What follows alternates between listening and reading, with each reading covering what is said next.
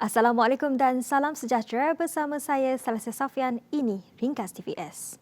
Berita baik untuk penduduk luar bandar. Sarawak akan mendapat liputan internet yang lebih baik dan pantas tahun ini. Demikian kata Ketua Menteri Datuk Patinggi Abang Johari Tun Openg.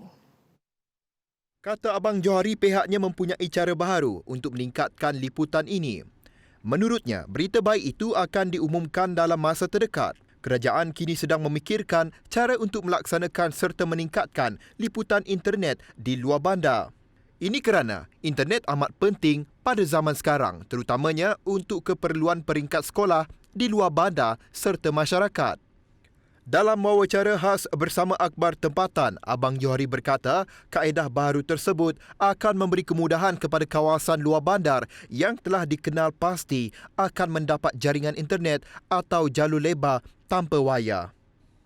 Jelasnya apabila berjaya dilakukan, beliau percaya ia akan menjadi titik permulaan yang akan dikembangkan dan dilaksanakan tahun ini.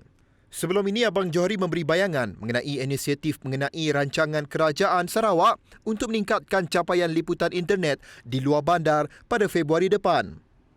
Katanya ia merupakan formula dan kaedah baharu kerajaan Sarawak dalam usaha meningkatkan ekonomi digital. Sementara itu, dalam wawancara sama, Abang Johari berkata 4 tahun dari sekarang adalah masa untuk kerajaan Sarawak melaksanakan semua prinsip dan konsep pembangunan negeri ini yang telah dirancang sejak 2017 hingga 2020. Menurutnya, ia termasuk pembangunan infrastruktur seperti jalan raya, bekalan elektrik, air dan sebagainya. Malah bekalan elektrik sepenuhnya ke rumah panjang dan pedalaman dijangka dapat dilaksanakan 2 tahun lebih awal berbanding sasaran asal 2025. Keberkesanan teknologi yang diguna pakai menerusi skim bekalan elektrik alternatif luar bandar Sarawak atau SARES turut memberikan hasil yang memberangsangkan. Antara lain termasuk bekalan air yang diyakini dapat dilaksanakan sepenuhnya di seluruh negeri menjelang tahun 2023 atau 2024. Keberhasilan penyediaan semua keperluan asas itu membolehkan masyarakat luar bandar yang terlibat dalam pelbagai sektor dapat memainkan peranan penting dalam mengubah ekonomi negeri. Dari sudut tenaga kerja dan pembangunan bakat, katanya, kerajaan turut menyediakan peluang membangunkan modal insan selari dengan aspirasi kerajaan menjadikan Sarawak sebagai negeri maju pada 2030. Ditanya sama ada Sarawak mampu capai hasrat itu lebih awal, kata Abang Johari, beliau percaya ia dapat direalisasikan menerusi perancangan yang teliti dan sistematik. Sumber dan bakat yang dimiliki Sarawak jelasnya mampu membuka ruang dan peluang untuk menarik kemasukan pelabur asing sekaligus mengeluarkan produk yang dapat diterima di pasaran tempatan. Yakin dengan pelan jangka panjang itu, Sarawak mampu menjadi destinasi pelaburan tinggi sekaligus mengembangkan ekonomi Malaysia. Ketiadaan jambatan konkrit bukan sahaja menyukarkan perhubungan penduduk di kampung Sengelau Sri Aman, sekaligus menyebabkan penduduk kampung berkenaan sukar memasarkan tanaman. Namun kesukaran itu berakhir apabila sebuah jambatan konkrit dibina pada 2019. Tanpa jambatan, penduduk terpaksa menaiki sampan menyeberang Sungai Undop untuk ke kebun masing-masing. Hasil tanaman yang banyak ada kalanya tidak dapat dipasarkan kerana kesukaran untuk membawa ia keluar. Penduduk kampung Empaga Baili berkata, dengan jambatan itu, urusan harian penduduk semakin mudah. Kerana dari dulunya kami melintas Sungai Batang Undop ini melalui jantas betong pada mulanya. So kami berjalan kaki dan kedua ditambah baik dengan kayu belian. Jadi semua penduduk dapat melalui jambatan itu dengan motosikal lah. Tambahnya, selain jambatan konkrit, pembinaan jalan berbatu membantu penduduk membawa keluar hasil tanaman dalam jumlah yang besar. Jadi kami terima kasih. Kemudahan itu menyenangkan kami untuk mengambil hasil ke pasar untuk menjual mana-mana tempat lah. Dan itulah satu penggunaan. Penghulu kampung Baili Gamang menyatakan rasa bersyukur atas kemudahan yang telah diberikan oleh pihak kerajaan. Kami dulu cuba aku jadi tuan masyarakat, menjadi penghulu. Nak long buat berdau pergi jalan nonton ke rumah panjai. Sementara itu, Ahli Dewan Undangan Negeri Adun Simanggang, Datuk Francis Harden Hollis memberitahu dengan adanya kemudahan jambatan dan jalan, proses pemeliharaan tanaman dapat dijalankan. Rehabilitation program sebab takut orang abandon the project, the government spend money already. So I ask Jabatan Pertanian to rehab because this will meningkatkan hasil dari petani ladang situ, part of their income. Kita beralih ke perkembangan COVID-19. Sebanyak 55 kes positif baru dicatatkan di Sarawak pada Sabtu. Ia merupakan jumlah tertinggi dalam sejarah kes COVID-19 di negeri ini sejak kali terakhir kes tertinggi direkodkan pada 1 April 2020 iaitu sebanyak 32 kes.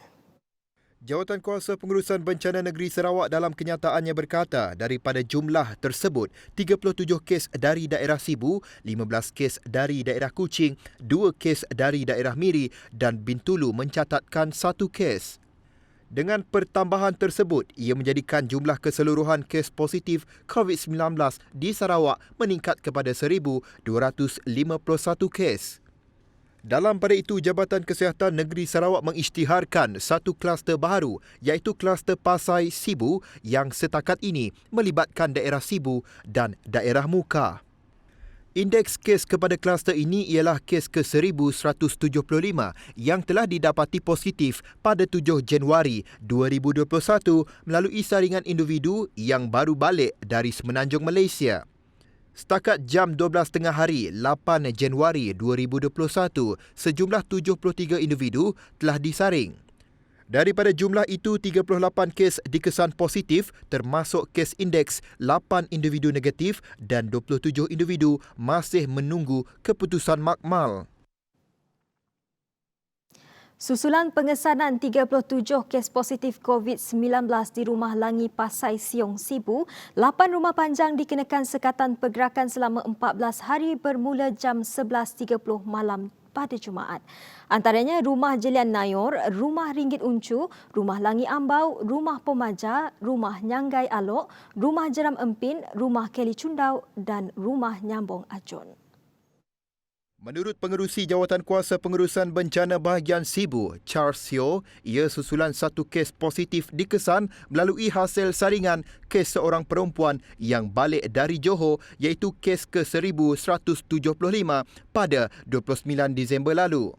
Terdahulu, Kementerian Kesihatan telah membuat saringan terhadap 74 orang penduduk di Rumah Langi pada 7 Januari lalu dan keputusan pada 8 Januari mendapati seramai 37 individu disahkan positif. Sehubungan itu, bekalan makanan dan kemudahan kesihatan akan diberi kepada 8 rumah panjang yang terlibat dalam sekatan jalan tersebut. Sesiapa yang telah menghadiri upacara pengebumian di Rumah Langi Pasai Siong pada 29 Disember 2020 hingga 31 Disember 2020 turut diminta untuk hadir membuat pemeriksaan dan saringan di Klinik Kesihatan Jalan Lanang atau Klinik Kesihatan Sibu Jaya. Sementara itu, sebarang kelulusan untuk mengadakan apa-apa acara atau program perhimpunan awam oleh jawatan kuasa itu sebelum ini ditarik balik dengan serta-merta. Ia katanya adalah berkaitan dengan perhimpunan ramai, majlis tertentu dan sebagainya termasuk acara keagamaan. Susulan itu, pihak pengurusan Gereja Katolik Sibu yang membatalkan upacara sembahyang misa bermula 10 Januari ini. Bishop Gereja Katolik Sibu, Right Reverend Joseph He dalam kenyataannya menangguhkan semua aktiviti di Gereja Katolik Sacred Heart bermula Sabtu selama 3 hari hingga 12 Januari ini. Kata He, ia adalah sebahagian daripada langkah berjaga-jaga pihak gereja apabila sebanyak 37 kes positif COVID-19 baru dicatatkan di Sibu. Jelasnya, tiada sembahyang misa diadakan pada hujung minggu ini dan sebarang tindakan lanjut akan diputuskan berdasarkan keadaan semasa. Masyarakat dinasihati agar terus mematuhi prosedur operasi standard SOP yang ditetapkan bagi memutuskan rantaian jangkitan COVID-19. Kegagalan mengamalkan SOP akan mempengaruhi trend peningkatan kes di Sarawak. Kata Pengarah Jabatan Kesihatan Sarawak Dr. Chin Zin Hing, Sarawak sedang mengalami peningkatan kes COVID-19, malah Kuching akan menjadi zon merah dalam masa terdekat. Beliau dalam kenyataannya pada Sabtu memberitahu bahawa banyak daerah telah berubah menjadi zon kuning, jingga atau merah jika tiada usaha untuk menghentikan penyebaran jangkitan. Daerah-daerah seperti Seri Aman, Betong, Kapit dan Lawas yang sebelumnya bebas dari jangkitan kini mula terjejas. Kes jangkitan yang berlaku di Semenanjung tegasnya harus dijadikan contoh bagi mengawal pergerakan sekaligus mengelak penularan wabak. Majoriti daripada mereka yang dijangkiti COVID-19 tidak menunjukkan sebarang simptom atau simptom yang ringan, mudah sahaja diabaikan. Kes-kes terkini menunjukkan bahawa ia telah merebak dalam komuniti yang turut melibatkan kes berusia antara 4 bulan hingga 86 tahun. Katanya jangkitan wabak tidak mengenal siapa susulan penyebaran yang disebabkan kegagalan mematuhi arahan penjarakan sosial terutama melalui perjumpaan sosial. Laporan itu tadi mengakhiri ringkas TVS untuk jam ini. Teruskan kesetiaan anda bersama kami di saluran 122. Saya Salasa Safian, salam hormat dan jumpa lagi.